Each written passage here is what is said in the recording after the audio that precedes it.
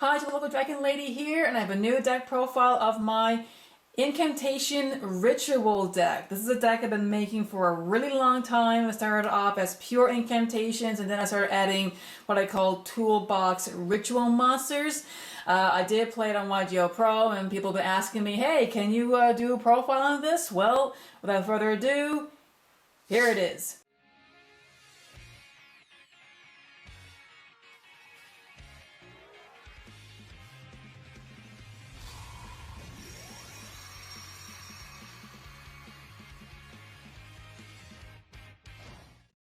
Okay, let's start off with the ritual monsters. You're going to want 3 Incantation Chalice Slime. This card pretty much starts everything. It allows you to search pretty much everything you want with the Incantation engine.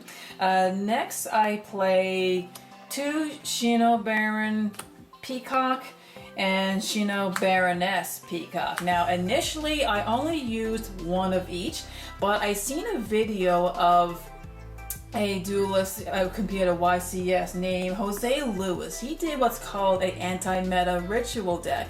And he had a lot of the same ideas I did, but instead of using one of each peacock, he used 2, including its ritual magic card. And after thinking about it, that makes a lot more sense, because when you ritual summon these cards, not only do they the spirits, they return to your hand, recycle them, but say you want to use one as a tribute in the grave. Another way of using them as tribute is you can banish from your graveyard to get the other one out. So yes, 2 of each actually works out much better than my original plan of using only one. So yeah, definitely a good idea. Next, I use 2 Savarius, the Ancient and Ascended. Wow, took me a while to get this guy. He was the main reason why I couldn't really play this deck yet at my locals.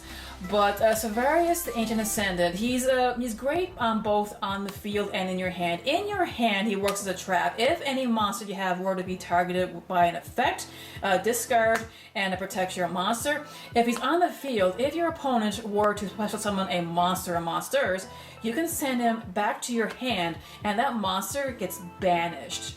So yes, he can be a very scary monster once he's out. Next, I use 1 Necros of Unicorn.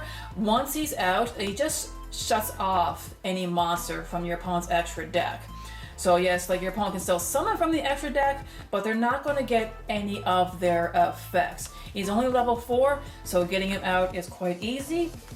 Next, I use 1 Odd Eyes Gravity Dragon. I mainly had him for my Red Eyes ritual I was planning on doing, but I decided to put one in this deck because, wow, no one really thinks to use this guy that often. Once he hits the field, your opponent's back row is sent back to their hand, and your opponent cannot respond to it. So if they want to try to negate him, his effect, or use a torrential tribute, doesn't matter. Cannot respond to his effect, and as long as he's on the field, your opponent must pay 500 life points in order to activate any card effects. So yes, he can do some damage to your opponent that way. Next, I use Aphomarca Pain, the Drake Overlord, Imagination Drake Overlord. Yes, many people would know this in my Chaos Max build, but when it comes to rituals, it's common knowledge that you need to go second. But with this card, you can go first. And with the kind of searching that this deck does, yes, you can not only get this guy out, but you can get Necros Unicorn. I've done that before. My opponent made me go first. That's what I did. And yes, once this card hits the field, your opponent must skip the first main phase. So if it is their first turn, they're not going to get a battle phase. Well, they'll get a battle phase. They just won't have anything to attack you with. And if they special summon anything from any fusion, XC, or synchro monsters, they are turned off. So yeah, it's kind of like Unicorn is slightly better than Drake Overlord because he turns off links as well. But I'd like him as assurance in case I go first, just to make my opponent skip main phase 1, skip their battle phase, and they're just going to set up a board, which is what they would have been doing anyway if I was going second. Next, I use Cyber Angel Idatin. I believe. This card is really good. If you use this card as tribute material, you won't be actually summoning this. If you use it as a tribute material for the ritual, once this goes to the graveyard, all ritual monsters that you control will gain 1,000 attack, which can be really good if you want to attack for a game. And next is Cyber Angel Benton. Same idea. If you use this as tribute material, once it hits the grave, this allows you to search your deck for a light fairy monster. So yes, I do have a few light fairy monsters that you can use as effect to search to add to hand. So speaking of Cyber Angel Benton, so when it comes to monsters, I have 2 Manju at 10,000 hands. So it's a light, it's a fairy, so you can search for this card. You can search for Archlord Cristeria. Very nasty card. Once this is on the field, neither you or your opponent can special summon monsters, which means this cannot be kaiju, you can't use this for a lava golem, none of it. The only real out is if you have 2 other monsters out and your opponent were to slam a Ra Sphere mode on you. But I mean, there are other ways you can negate the effect and then get around it, but not many people are prepared for Archlord Cristeria. So yes, you can search that, and of course you can also search the Cyber Angel Idaban with that effect, because if you tribute that, give your rituals 1,000 boost. Yeah, very fun when it comes to searching. The incantation ratio for this is 2 Candle, 2 Talisman, 3 Pencils, and 3 Bookstone. There's going to be a lot of recovery in this deck, especially if the duel goes on for a while. So as long as you get either a pencil or a book in your hand, you're able to search the candle or the talisman, no problem. So in a build like this, it is more important that you have the books and the pencils as opposed to the candles and the talismans.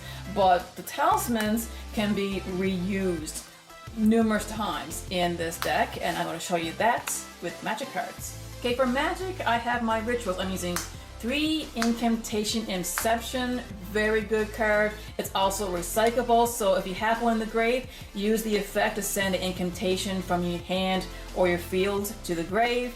Add this to hand, special summon another incantation from your deck, and it just keeps going and going. So it's reusable, but I like to use 3 because you're going to be using your incantations to special summon, well, the ritual summon all the toolbox cards that I have.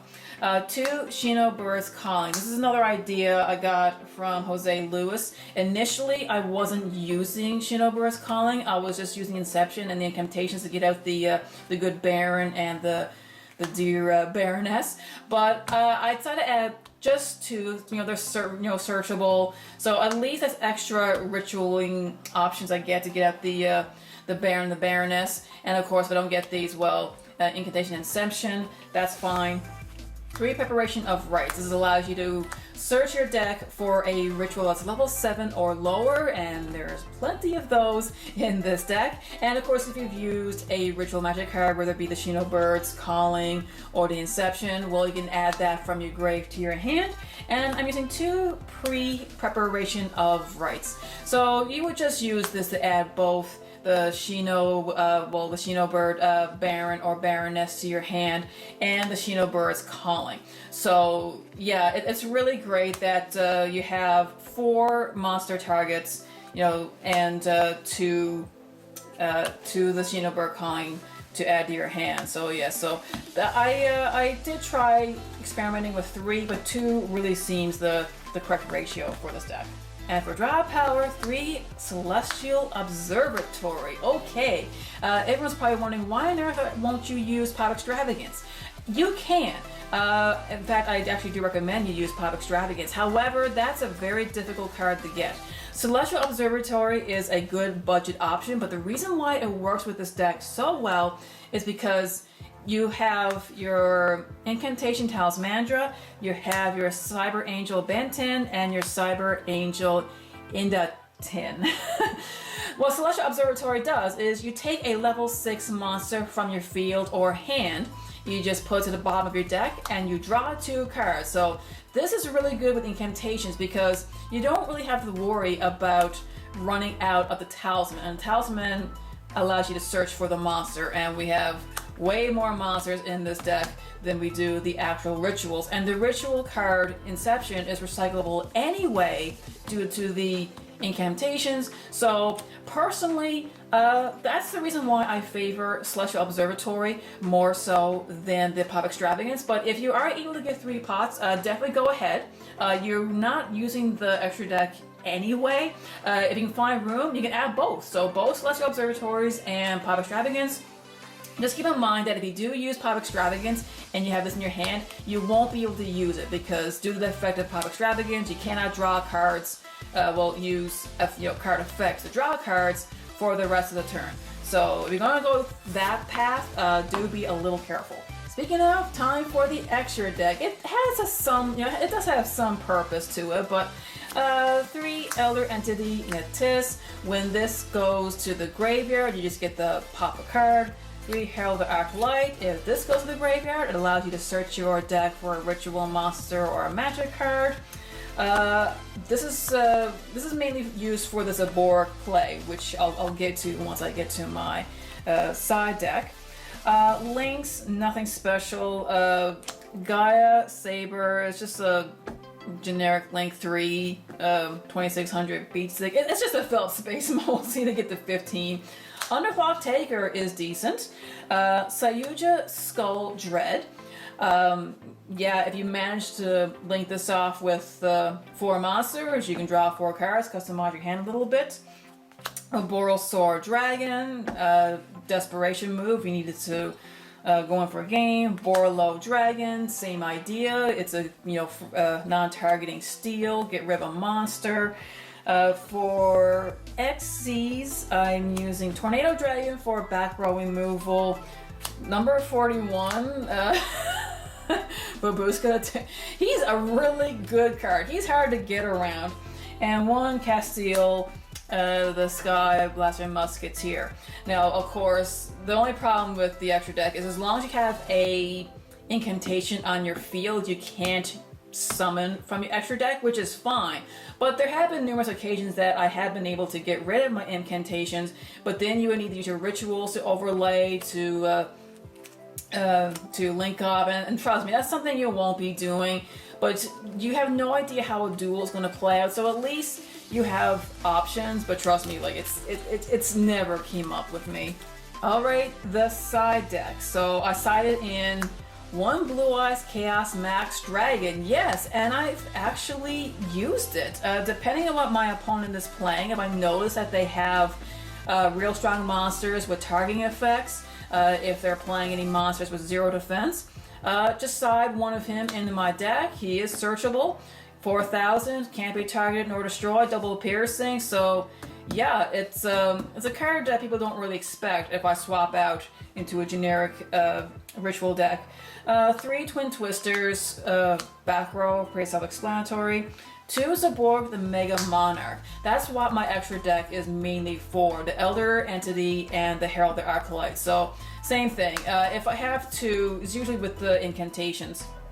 Tribute, summon this guy using incantations. If one of them is a light, you get to pop him. You take your opponent's extra deck. You're zapping at this point. It's a level 8, so you get to send 8 of your opponent's extra deck monsters to the grave. Send 8 of yours. You want to send your Elder Entities and your Herald Arclight. So 3 pops, 3 searches. Spam your board even more. 3 Ash Blossoms and Joy Spring just for disruption. 1 Artifact Lancia, it's a light and a fairy. I side in and out of this one pretty often. It depends on what my opponent's doing. I don't main deck this because a lot of people at my locals, they don't do a lot of banishing that really does anything to me. There's only one person I know that plays a lot of banish. So yeah, I'll side this in, search this due to the effect of my Cyber Angel, and yeah, if they try to banish anything, just discard and they can't banish for the rest of the turn. 1 Gamma and 1 Lava Golem in case there's problematic monsters that I just cannot get around. If it's negating any of my special summons, I could do that. The whole point of the Baron is to bounce monsters back to their hands, so these don't really come up all that often. They're just there as a backup, and 3 Prohibition. Yep, depending what deck you go against, if you call the right card, you could cripple it. So yeah, that's what I did for my side deck. And that, my dragons, is my ritual deck, I guess you could say. It's definitely not pure incantations, but I started out as pure incantations, and as time went by, I just kept adding and removing toolbox monsters, and this is what I came up with. So yeah, huge shout out to Jose Lewis for his deck. He yeah, I'm not sure how well he did at YCS with his deck, but I really love the idea by adding additional Baron, Baronesses, and the ritual cards. So yeah, and this deck I played in my locals and actually got top cuts. So yeah, I may try playing it more often. It's really, really fun, and some of the duels I've had, wow, were they weren't quick duels either. They went the extra mile. They were very intense and a lot of fun. But yeah, so what do you think? Let me know in the comments below, and remember to always be a good sport. Play the game, not the fame. See ya! Thanks for watching. If you like what you see, subscribe and be sure to click on the bell for notifications. You can also check me out on Facebook. The link is in the description below. Happy dueling!